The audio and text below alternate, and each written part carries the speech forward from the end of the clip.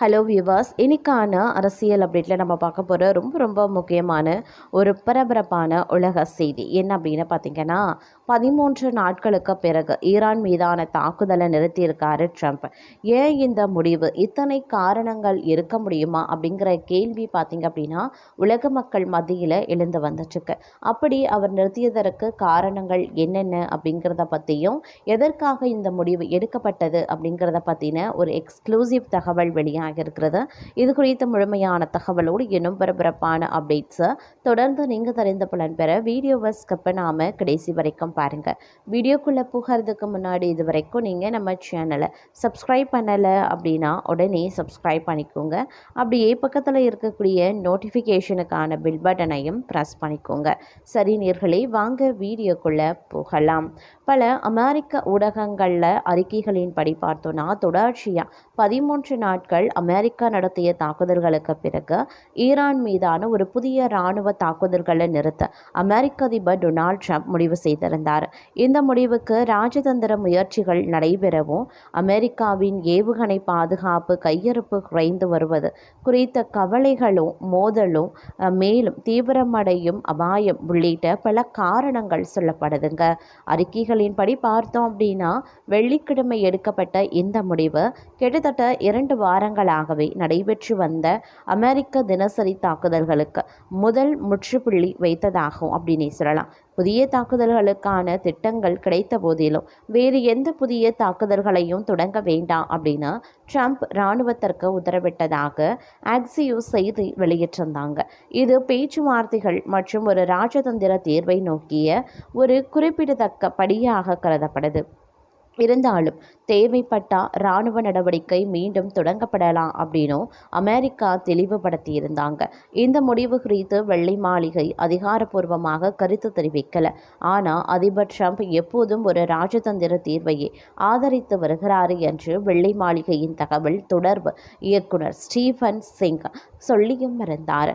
மேலும் Hormuz ஜலசந்தியில் Iran தனது நடவடிக்கைகளை அதிகரித்தாலோ அல்லது அமெரிக்காவின் நட்பு நாடுகளுக்கு எதிராக நடவடிக்கை எடுத்தாலும் அனைத்து இராணுவ வழிமுறைகளும் திறந்தே இருக்கும் அப்படின்னு அவர் குறிப்பிட்டிருந்தார்.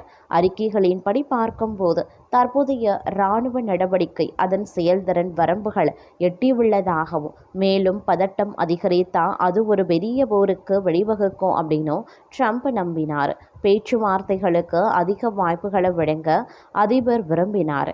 ஆனால் பேச்சுவார்த்தைகள் தோல்வியுற்றார். குறுகிய காலத்திற்குள் இராணுவ நடவடிக்கையை மீண்டும் தொடங்கும் வாய்ப்பையும் அவர் தக்க வைத்துக் கொள்ள விரும்பினார் என்று வட்டாரங்கள் தெரிவித்தன. வெள்ளிக்கிழமை செய்தியாளர்களிடம் பேசிய ட்ரம்ப், அமெரிக்கா முழுமையாக தயாராகவே உள்ளது, ஆனால் ஈரானுடன் ஒரு ஒப்பந்தத்தை எட்டுவதே மிகவும் விவேகமான பாதையாக இருக்கும் அப்படின்னு நம்புறதா சொல்லியிருந்தாங்க. அமெரிக்காவிற்கும் ஈரானுக்கும் இடையிலான பேச்சுவார்த்தைகள் தொடர்வதாகவும், காலம் செல்ல செல்ல ஈரான் பேச்சுவார்த்தைகளில் அதிகம் தீவிரம் காட்டி வர்றதாகவும் அவர் நம்புவதாக கூறியிருந்தார். இந்த முடிவுக்கு பின்னால் இருக்கக்கூடிய ஒரு முக்கிய காரணம் அமெரிக்க பாதுகாப்பு அமைப்பிற்குள் அதிகரித்து வரக்கூடிய கவலைகள் என்று சொல்லப்படுது. நியூயார்க் டைம்ஸ் அறிக்கைகளின்படி இந்த நடவடிக்கையை மேலும் தீவிரப்படுத்துவது அமெரிக்காவின் ஏவுகணை பாதுகாப்பு அமைப்பிற்கு கடுமையான அழுத்தத்தை ஏற்படுத்தும் என்று மூத்த இராணுவ அதிகாரிகள் எச்சரித்திருந்தாங்க. பேட்ரியாட் இடமறைப்பு ஏவுகணைகள் மற்றும் பிற பாதுகாப்பு அமைப்புகள் அதிக அளவில் பயன்படுத்தப்பட்டு வருவதாக அந்த அறிக்கை குறிப்பிடுது. இந்த மோதல் நீண்ட காலம் தொடர்ந்தால் மத்திய கிழக்கில் நிலைநிறுத்தப்பட்டிருக்கக்கூடிய அமெரிக்க படைகள், இராணுவ தளங்கள் மற்றும் நட்பு நாடுகளினுடைய பாதுகாப்புக்கு அச்சுறுத்தல் ஏற்படக்கூடும். கூட்டுப்படை தலைவர் ஜெனரல் டான் கெய்ன், இராணுவம் ஒரு பெரிய தாக்குதலை தொடுக்கும் திறன் கொண்டது, ஆனால் இது ஏவுகணை பாதுகாப்பு இருப்புகளை கடுமையாகவே பாதிக்கும் அப்படின்னு ட்ரம்பிடம் தெரிவித்திருக்கார். அந்த அறிக்கைகளின்படி அமெரிக்கா சமீபத்திய மாதங்களில் ஏற்கனவே 1200க்கும் மேற்பட்ட பேட்ரியாட் இடைமறைப்பு ஏவுகணைகளை பயன்படுத்தியுள்ளது. இது பாதுகாப்பு இருப்புகள் மீதான அழுத்தத்தை மேலும் அதிகரிக்க செய்திருக்கிறது அப்படின்னு நான் சொல்லணும். அது மட்டுமின்றி தற்போது இந்த நடவடிக்கை அப்படிங்கிறது மிகப்பெரிய அளவில் பேசப்பட்டு வரக்கூடிய ஒரு விஷயமாகவே இருக்கின்றது. மேலும் அமெரிக்க அதிபர் டொனால்ட் ட்ரம்ப் துருக்கியில் நடைபெற்ற நேட்டோ உச்சி மாநாட்டில் கலந்து கொள்ள சென்றபோது ஈரான் ஆதரவு அமைப்புகளிடமிருந்து அவருக்கு நேரடியாக ஏவுகணை அச்சுறுத்தல் இருப்பதாக அமெரிக்க ரகசிய சேவை அமைப்பிற்கு நம்பகமான உளவு தகவல் கிடைச்சிருக்கிறதா. அமெரிக்க உயர் தலைவர்களுக்கான அச்சுறுத்தல் நிலை முன்னெப்போதும் இல்லாத அளவுக்கு உயர்ந்துள்ளதாக தெரிவிக்கப்பட்ட சூழ்நிலையில் அதிபரின் பாதுகாப்பை உறுதி செய்ய உடனடியாக தீவிர நடவடிக்கைகள் மேற்கொள்ளப்பட்டன.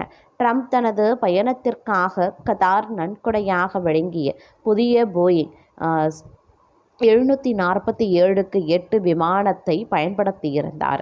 ஆனால் அந்த புதிய விமானத்தில் பழைய ஏர்ஃபோர்ஸ் 1 விமானத்தில் இருப்பது போன்ற அதிநவீன ஏவுகணை தடுப்பு பாதுகாப்பு வசதிகள் முழுமையாக இல்லாததால் ரகசிய சேவை அமைப்பின் அறிவுறுத்தலின்படி அவர் உடனடியாக பழைய ஏர்ஃபோர்ஸ் 1 விமானத்திற்கு மாற வேண்டிய கட்டாயம் ஏற்பட்டது. ஆரம்பத்தில் அமெரிக்க படைகளின் பார்வையிடலுக்காகவே விமானம் மாற்றப்பட்டதாக ட்ரம்ப் கூறிய போதிலும் ஈரானின் பாதுகாப்பு அச்சுறுத்தல் காரணமாகவே இந்த திடீர் மாற்றம் செய்யப்பட்டது என்பதை பின்னர் அதிகாரிகள் ஒப்புக்கொண்டனர். இந்த சம்பவம் புதிதாக இணைக்கப்பட்ட போயிங் 747-8 விமானத்தின் பாதுகாப்பு வசதிகள் குறித்த கேள்விகளை எழுப்பியுள்ளதுடன் விரைவில் அந்த விமானத்தில் அதிநவீன பாதுகாப்பு அம்சங்கள் முழுமையாக பொருத்தப்படும் என்றும் தெரிவிக்கப்பட்டுள்ளது. இதனிடையே ரகசிய சேவை அமைப்பின் இயக்குனர் ஷான் கரன் என்ன சொல்லியிருந்தாருன்னா, தன்னுடைய 24 ஆண்டுகால பணிகாலத்தில் அதிபர் உள்ளிட்ட முக்கிய தலைவர்களுக்கு எதிரான அச்சுறுத்தல்கள் இந்த அளவுக்கு அதிகரித்து மிகவும் நிலையற்ற பாதுகாப்பு சூழல் நிலவுவதை இதுவரை கண்டதில்லை என அவர் கவலை தெரிவித்திருப்பதும் குறிப்பிடக்கூடிய ஒரு விஷயமாகவே பார்க்கப்பட்டும் வருகிறதுங்க. அது மட்டும் இல்லாமல் ட்ரம்பினுடைய அதிரடி நடவடிக்கைகள் அப்படிங்கிறது நாளுக்கு நாள் அதிகரிக்கக்கூடிய பட்சத்தில் தற்போது பார்த்திங்க அப்படின்னா நிறைய விபத்துக்கள் பார்த்திங்க அப்படின்னா அவருக்கு உருவாகக்கூடிய சூழ்நிலை இருப்பதாக உளவுத்துறை எச்சரிக்கை விடுத்திருக்காங்களாம். அது மட்டும் இல்லாமல் ஈரான் அமெரிக்கா போருக்கே இன்னும் விடை தெரியலை. அதற்குள்ள செங்கடலில் இன்னொரு பெரிய பிரச்சனை உருவாகி இருக்கிறது. சவுதி அரேபியா மீது முழுமையான கடற்படை முற்றுகை விதிக்கப் போவதாக ஹூதி கிளர்ச்சியாளர்கள் அமைப்பு தெரிவித்திருந்தாங்க. ஹூதி அமைப்பு ஈரான் ஆதரவு பெற்றது என்பது குறிப்பிடத்தக்கது. இது சவுதி அரேபியாவிற்கு தானே பிரச்சனை என்று பார்த்தால் அதுதான் இல்லை. ஹர்மோஸ் நீர் சந்தியை மூடிய போது எண்ணெய் தட்டுப்பாட்டால் உலக நாடுகள் எப்படி பிரச்சனையை சந்தித்ததோ கிட்டத்தட்ட அதே அளவிலான பிரச்சனை இதிலும் இருக்கின்றது.